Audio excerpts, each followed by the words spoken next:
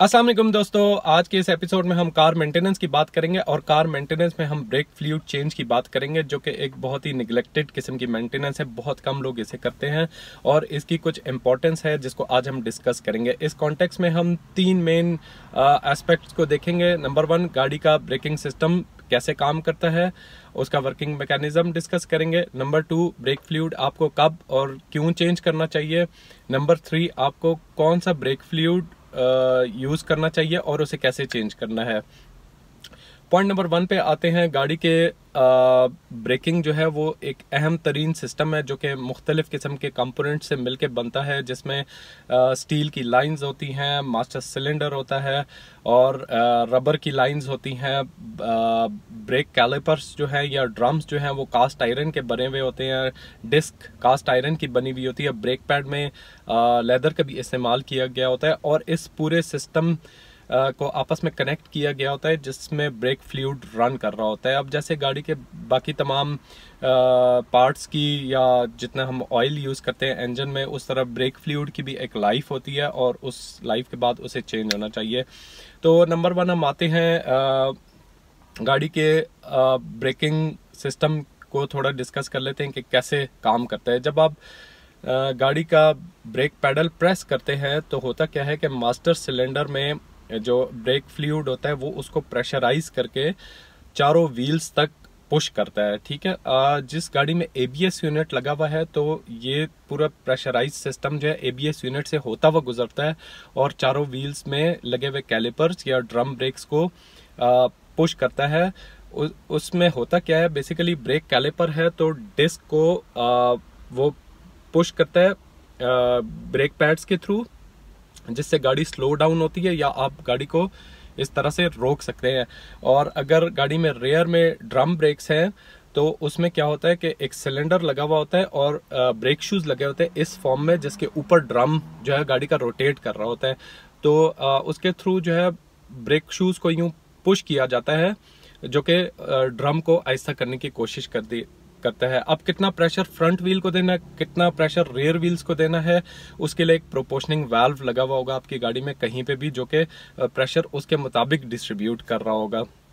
अब पुराने ज़माने की जो गाड़ियां थी उनमें ड्रम ब्रेक्स होती थी, फ्रंट में भी रेयर में भी। फिर बहुत सारी गाड़ियां ऐसी हैं जिसमें रेयर में ड्रम ब्रेक्स और फ्रंट में डिस्क कन्फिग्रेशन में होती है। और बहुत सारी मॉडर्न जो बड़ी गाड़ियां हैं वो all 4 wheel disc brakes configuration में आती हैं। तो ये था एक जनरल सा व्यू गाड़ी के ब्रेकिंग सिस्टम का, जिसमें वर्किंग मैकेनिज्म किसी हद तक मैंने एक्सप्लेन करने की कोशिश की। अब हम पॉइंट नंबर 2 पे आते हैं कि ब्रेक फ्लूइड को आपको क्यों और कब चेंज करना चाहिए। तो जैसे कि गाड़ी के इंजन ऑयल की एक लाइफ होती है, उस तरह ब्रेक फ्लूइड की भी एक लाइफ होती है। ब्रेक फ्लूइड से रिलेटेड इंपॉर्टेंट पॉइंट यह है कि brake fluid is hygroscopic. Hygroscopic होने का मतलब यह है कि ब्रेक फ्लूइड में एयर मॉइस्चर को एब्जॉर्ब करने की टेंडेंसी होती है, जिसका मतलब यह है कि अगर एयर मॉइस्चर को वो एब्जॉर्ब कर रहा है तो वाटर पार्टिकल्स ब्रेक फ्लूइड में आ रहे हैं। जब वाटर पार्टिकल्स आ रहे हैं तो उससे क्या होता है कि एयर बबल्स भी बनेंगे सर्किट में। तो पूरे सर्किट में एयर बबल्स होने का मतलब यह है कि आपकी गाड़ी की ब्रेक्स की इफेक्टिवनेस नहीं रहेगी। जब आप पैडल प्रेस करेंगे तो आपको स्पॉन्जीनेस फील होगी। उसमें स्पॉन्जीनेस का मतलब ये कि आप पैडल को ज्यादा प्रेस करते जाएंगे और गाड़ी की ब्रेक इतनी इफेक्टिव नहीं रहेगी और एक लेवल पे आके खतरनाक भी हो सकती है ये चीज। तो एक तो गाड़ी की ब्रेक की इफेक्टिवनेस का मसला। नंबर 2, जो बॉइलिंग टेम्परेचर होता है ब्रेक ऑयल का, जो कि एक बहुत इंपॉर्टेंट चीज है, वो बॉइलिंग टेम्परेचर जो है वो नीचे आ जाता है, एक लेवल से नीचे आ जाए तो ऑफ कोर्स ब्रेक की इफेक्टिवनेस नहीं रहती, क्योंकि ब्रेक फ्लूइड में मॉइस्चर है, एयर बबल्स हैं, तो उसकी वजह से इफेक्टिवनेस कम हो जाएगी। फिर एक और खतरे वाली बात ये होती है कि जब ब्रेक ऑयल में पानी मिक्स हो गया, मतलब एयर मॉइस्चर होने की वजह से वाटर पार्टिकल्स हैं ब्रेक सर्किट में, तो इसकी जो ब्रेक लाइंस होती है वो स्टेनलेस स्टील की बनी हुई होती हैं। But over the period of time क्या होगा कि उसके अंदर जंग लगना शुरू हो जाएगा, रस्ट आना शुरू हो जाएगा। और अगर रस्ट लग जाए तो उससे जाहिर है वो लाइंस गलना शुरू हो जाएंगी, जो कि एक महंगा रिपेयर होगा और मुश्किल रिपेयर होगा। ठीक है, क्योंकि पार्ट्स को सोर्स करना और चेंज करना वो इतना आसान काम नहीं है। तो इसलिए बेहतर है कि जो है ब्रेक फ्लूइड को चेंज कर लिया जाए उस ये डैमेज करने से पहले ही। तीसरा एक और चीज़ ये होती है कि अक्सर पहाड़ी इलाके में जब लोग जाते हैं तो ब्रेक का ज़्यादा इस्तेमाल करने की वजह से क्या होता है कि ब्रेक हीट अप हो जाती है और आपको डिस्क पैड्स की जलने की स्मेल आ रही होती है। तो अक्सर गाड़ी उस सूरत में भी अक्सर क्या होता है कि ब्रेक्स आपकी इफेक्टिव नहीं रहती। लेकिन उस सिचुएशन में एक चीज़ जो आपको नहीं नज़र आ रही होती वो ये होती है कि आपके जो गाड़ी के ब्रेकिंग सिस्टम में ब्रेक फ्लूइड है वो बॉयल हो जाता है। बॉयल होने की वजह से उसका बॉइलिंग टेम्परेचर रीच हो गया। अब आप ब्रेक्स को अगर कूल डाउन भी कर लेंगे तो उसका बॉइलिंग टेम्परेचर जो है वो उसकी इफेक्टिवनेस कम हो जाती है, वो नीचे आ जाता है। तो इस तरह से उसके बाद भी आपको ब्रेक फ्लूइड जो है वो चेंज करना ज़रूरी हो जाता है। तो बेसिकली ये 2-3 मेजर रीजंस हैं जिसकी वजह से आपको ब्रेक फ्लूइड चेंज करना बहुत ज़रूरी है।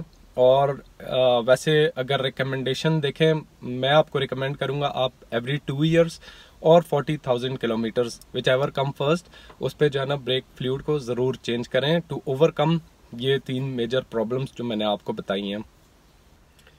अब हम आते हैं पॉइंट नंबर 3 पे कि आपको कौन सा ब्रेक फ्लूइड यूज़ करना है और कैसे चेंज करना है। तो मार्केट में मुख्तलिफ ब्रांड्स के ब्रेक फ्लूइड अवेलेबल हैं और इसमें मुख्तलिफ टाइप्स होती हैं ब्रेक फ्लूइड की, जैसे .3, .4, .5। नॉर्मल जितनी भी गाड़ियाँ उन सब में .3 ब्रेक फ्लूइड डलता है और जो थोड़ी परफॉर्मेंस ओरिएंटेड गाड़ियाँ होती हैं उसमें .4 ब्रेक फ्लूइड डलता है और जो प्योर परफॉर्मेंस ब्रेकिंग सिस्टम्स होते हैं उसमें .5 का ब्रेक फ्लूइड का इस्तेमाल होता है। बट जो ही .3 से आप 4 पे जाएंगे तो उसमें मॉइस्चर एब्जॉर्ब करने की टेंडेंसी और ज़्यादा होती है और .5 में और भी ज़्यादा होती है। तो मार्केट में मुख्तलिफ ब्रांड्स अवेलेबल हैं, सीकन है, मोबिल वन है, लिक्विड मॉली है, टोयोटा का अपना है और गार्ड का अवेलेबल है, नासा है, बहुत सारे ब्रांड्स हैं। But you have to find out कि आप रिलायबल सोर्स से ओरिजिनल ब्रेक फ्लूइड लें, जो भी लें। सीकन का मोस्टली यूज़ होता है मार्केट में जो कि अच्छा भी है, तो आप उसको कंसिडर कर सकते हैं। अब चेंज करने का तरीका कोई इतना मुश्किल नहीं है। ब्रेक सिस्टम में कैलिपर्स में जो है एक ड्रेन प्लग लगा हुआ होता है या उसे ब्लीडिंग प्लग भी बोलते हैं।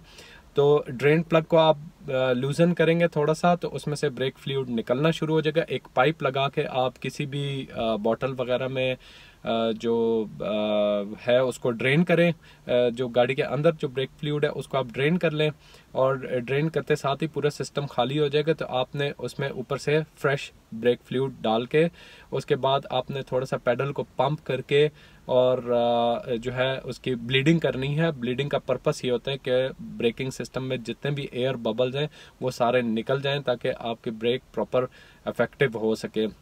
जब एक दफ़ा आप ब्रेक फ्लूइड चेंज कर लें तो उसके बाद आपको पेडल की फील बहुत बेहतर फील होगी। और जो ABS यूनिट वाली गाड़ियां हैं उनमें ब्रेक फ्लूइड चेंज करने का तरीका सेम ही रहेगा, सिवाय एक्वा और प्रियस वगैरह की जिसकी रीजनरेटिव ब्रेकिंग सिस्टम होता है उसमें थोड़ा सा प्रोसीजर डिफरेंट है। उस पर मैं एक सेपरेट वीडियो करूंगा, इस वीडियो में हम नहीं डिस्कस करेंगे क्योंकि वीडियो काफ़ी लंबी हो जाएगी। तो ये सिंपल सा प्रोसीजर है ब्रेक ऑयल चेंज करने का जो कि एप्लीकेबल है टू मैनी नॉर्मल कार्स और इस तरीके से आप अपने घर पे भी गाड़ी का ब्रेक ऑयल चेंज कर सकते हैं। इसमें आपको सिर्फ सिस्टम को ब्लीड करते वक्त 2 बंदों की ज़रूरत पड़ती है, बट अगर आपके पास नेसेसरी इक्विपमेंट है तो आप एक बंदा भी ये सारा काम घर पे खुद से कर सकता है। तो ये था एक overall importance brake fluid change करने की जो मैंने आपको किसी हद तक एक्सप्लेन करने की कोशिश की। उम्मीद है कि आपको इस वीडियो में कुछ ना कुछ यूज़फुल इन्फॉर्मेशन ज़रूर मिली होगी। अगर आपको ये वीडियो पसंद आई तो इसे लाइक करना और शेयर करना ना भूलिएगा। मोस्ट इंपॉर्टेंटली मेरे चैनल को सब्सक्राइब करना ना भूलिएगा। शुक्रिया।